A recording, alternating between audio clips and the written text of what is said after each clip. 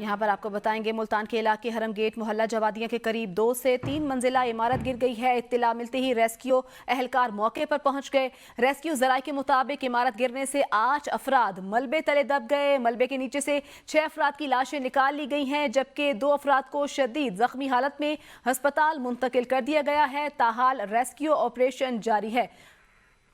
इसी हवाले से हमारे साथ मौजूद है नुमाइंदा ABN न्यूज़ शहरोज खान। जी शहरोज, बताइएगा, 2 से 3 मंजिला इमारत गिरी है, क्या वजूहात बताई जा रही हैं?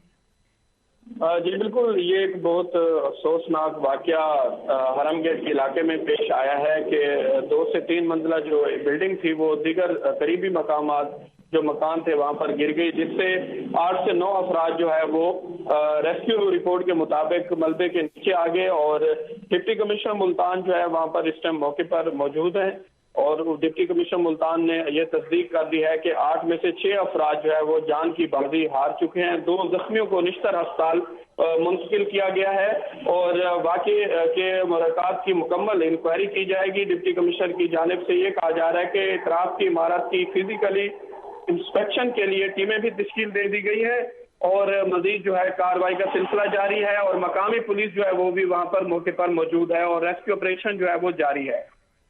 ठीक है शहरोज खान, ये भी बताइएगा ये वाकया किस वक्त पेश आया है और इमारत कितनी पुरानी थी और क्या वजूहात अब तक सामने आई हैं? इमारत गिरने की वजूहात क्या थी?